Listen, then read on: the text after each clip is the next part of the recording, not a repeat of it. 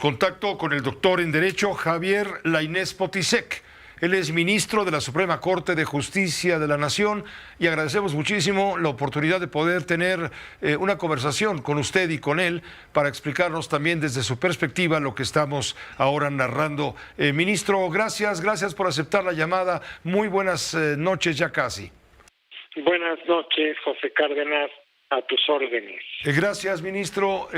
A ver, ¿cómo va a responder en este momento, en primera instancia, la Suprema Corte en relación con lo que ha insistido ya por varios días el presidente de la República? ¿Esto lo consideran ustedes un insistente ataque? ¿Tiene razón el presidente cuando dice que no se van a tocar los privilegios laborales o los derechos laborales, mejor dicho, de los trabajadores, que esto va para ustedes, los ministros de la cúpula del Poder Judicial, la burocracia dorada, como les ha llamado? Ministro, ¿qué hay al respecto? Bueno, primero una aclaración que entiendo que ya ha circulado también en medios. Estos fideicomisos, ninguno, absolutamente ninguno de estos fideicomisos está destinado o destina un solo peso para las ministras y los ministros. Ninguno. Por su propia normatividad no están hechos para eso, tienen una normatividad interna y ninguno, ni salario, ni prestación de ningún tipo para ministras o ministros. Ahora, entonces, ¿por qué el presidente de la República, Javier, quiere sembrar esto en la opinión pública? No, yo habría que preguntarle a él. Yo no sé si hay un malentendido en cuanto a qué son estos fideicomisos y para qué se destinan. Pues lo que yo te puedo decir es que no se destinan para absolutamente nada, ni una mínima prestación de ministras o ministros.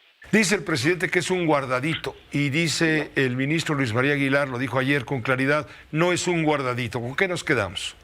Es correcto, no son guardaditos. A ver, rápidamente voy a tratar de explicar de dónde vienen estos fideicomisos. Estos fideicomisos surgieron al amparo de la anterior ley que regulaba las cuestiones presupuestales, y no la ley vigente.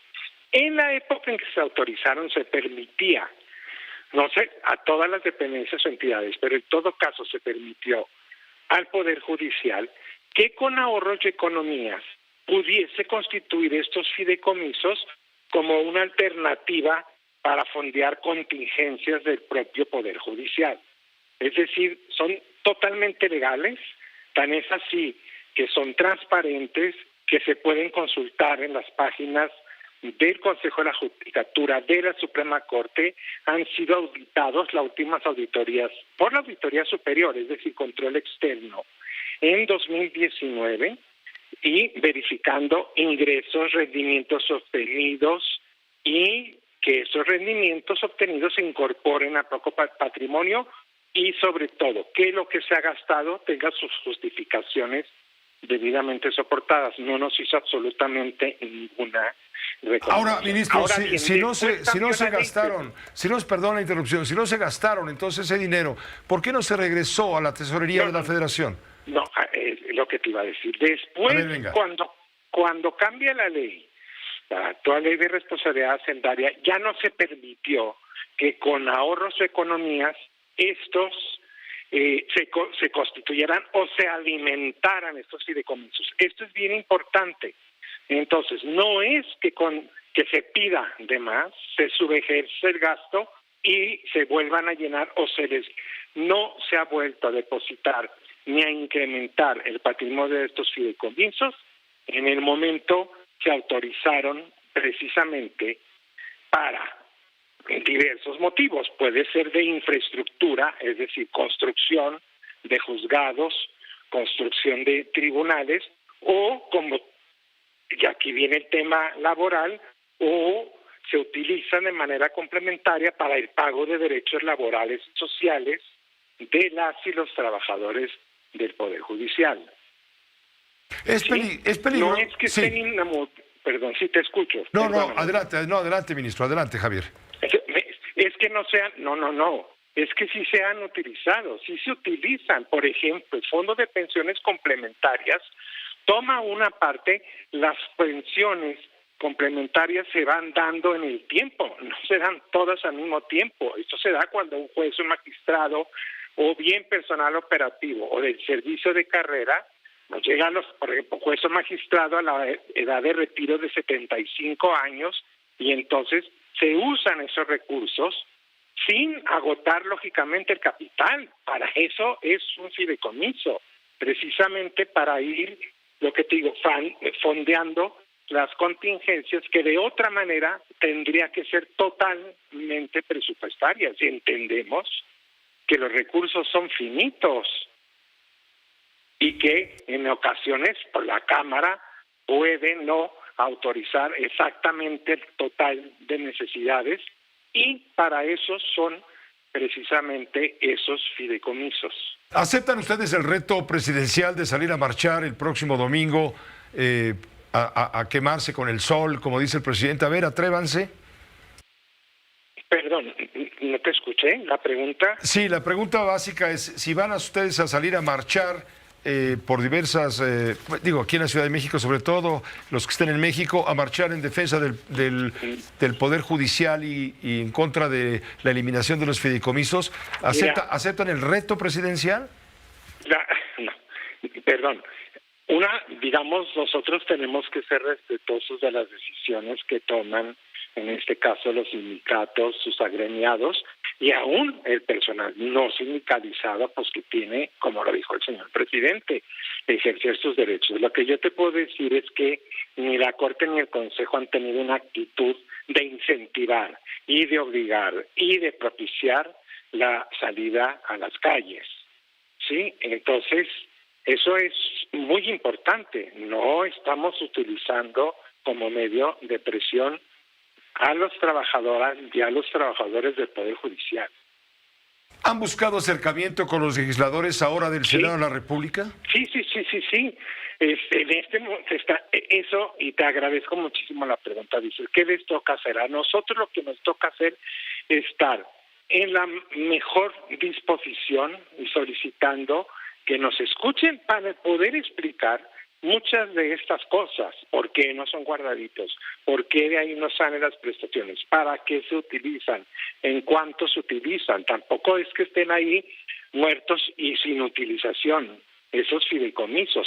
Te repito, esa estrategia de administración del Poder Judicial, cuando se permitió, insisto, hoy ya no se pueden alimentar desde la nueva ley, es para permitirle el fondeo de contingencias. Por ejemplo, todas las nuevas misiones constitucionales que se le van atribuyendo al Poder Judicial. Reforma primero el sistema oral penal, la reforma laboral. Ahí viene la nueva que tiene que ver con procedimientos civiles. Y todo eso cuesta. Todo eso cuesta en infraestructura, porque estos juicios no se pueden llevar a cabo en un juzgado tradicional, como se venía haciendo. Entonces, es en infraestructura, es en capacitación, es en recursos humanos, es decir, nuevas juezas, nuevos jueces que atiendan todas estas necesidades. Y si no hay entonces dinero, ministro, si no hay dinero, perdón la interrupción otra vez, si no hay dinero, entonces se va a afectar el Poder Judicial. Sí, puede afectarse el Poder Judicial. Por eso es muy importante, y nosotros queremos ver, o es nuestra intención todavía, el que esta parte, digamos, de los fideicomisos se viera en una negociación abierta, transparente y global, tanto de esto como del presupuesto de egresos de la Federación. Ahora, se prevén amparos y probablemente terminen en la Corte precisamente, es decir, ustedes van a terminar siendo juez y parte. Bueno, nosotros ahorita, insisto, nuestra labor, Pepe, pues será estar abiertos, estar dando toda la información que requieran los legisladores para explicar exactamente en este momento de los fideicomisos. Ya iniciamos también a invitación de las diputadas y diputados en Cámara de Diputados, ya estuvieron allá nuestros oficiales mayores en la Comisión de Justicia, entiendo que habrá otra en la Comisión de Presupuesto, y nuestra labor ahorita es aportar todos los elementos para que las legisladoras y los legisladores tengan los mejores elementos y precisamente para que los malentendidos que puedan surgir se aclaren en esas discusiones con documentación y con la información fidedigna. Claro que no estamos por proteger privilegios, eso de ninguna manera. ¿Hasta dónde Javier Lainez Potisek va a llegar, ministro? ¿Va a llegar esta confrontación con el presidente de la República? ¿En qué momento se rompió esa tasa? Porque yo recuerdo que cuando el presidente de la Suprema Corte era Arturo Saldívar, había una mejor relación presidencial. Cuando llega la ministra Norma Piña, se rompe, comienzan a surgir una serie de sentencias procedentes de la Suprema Corte que son adversas a las políticas, algunos dicen caprichos, de Palacio Nacional, y es ahí donde empieza a amargarse, a agriarse, a crearse esta fractura, esta grieta. No sabría yo exactamente cuál es este punto de inflexión. Es cierto que las distintas formas cambian de una presidencia a otra de la Suprema Corte. Lo que yo te puedo decir es que la ministra Norma Piña jamás ha sido una persona obcecada o soberbia que diga yo no tengo por qué negociar o no tengo por qué hablar con otros poderes. O sea, eso, y desde la campaña, desde que ella se estaba proponiendo, lo platicamos y lógicamente dijo, no me considera, o sea, soy lo suficientemente inteligente para saber que ni con ningún gobierno, ningún presidente de la Suprema Corte desea tener una confrontación. Pues ministro, gracias por aceptar esta invitación para conversar con la audiencia. Hay muchas inquietudes sobre lo que está ocurriendo, hay preocupación por lo que puede suceder con los trabajadores del Poder Judicial, quienes están en este momento, pues materialmente en un paro, han considerado días inhábiles a partir de hoy y hasta el día 24 de octubre. Sí se va a afectar a los trabajadores del Poder Judicial, sí les afecta todo esto de aprobarse finalmente en el Senado esta reforma a la ley. Mira, yo quiero hacer. Nosotros consideramos que sí puede haber una afectación en la manera en que hoy en día está la iniciativa, ¿sí? Porque efectivamente tú puedes decir, no, bueno, desde luego no voy a afectar derechos adquiridos. Ahora, ¿qué entendemos por derechos adquiridos? La pensión complementaria de la lectura del dictamen pareciera ser que esa no quedaría protegida. ¿Significa eso entonces que los recursos del Fondo de Pensiones Complementarias va a desaparecer? Esto es lo que tenemos que platicar con los legisladores. Lógicamente, de la lectura del texto, pues pareciera que sí. Por eso es la inquietud de los trabajadores del Poder Judicial. Ayer Ricardo Monreal, y con eso termino, ministro, nos decía aquí en este espacio que la ministra Norma Piña, la ministra presidenta, no debió confrontarse con el presidente de la República, sino debió haber buscado la negociación, que se perdió la negociación porque ella no quiso negociar con el presidente. ¿Coincidiría usted con esta...? No, yo no coincido, muy respetuosamente. Yo creo que no hay que confundir por la prudencia o un estilo diferente de llevar la presidencia, y insisto sobre todo la prudencia al que signifique que no tiene ningún contacto o que no desea ningún contacto o que no haya, como en este caso, buscado todos los contactos necesarios con todos los grupos y coordinadores parlamentarios para llegar a acuerdos. Pues muchas gracias, ministro. Gracias, Javier, por permitirnos esta conversación con la audiencia de Grupo Fórmula, como siempre. Gracias, Pepe. Buenas noches. Gracias. Buenas noches. El doctor Javier Lainez Potisek, ministro de la Suprema Corte de Justicia.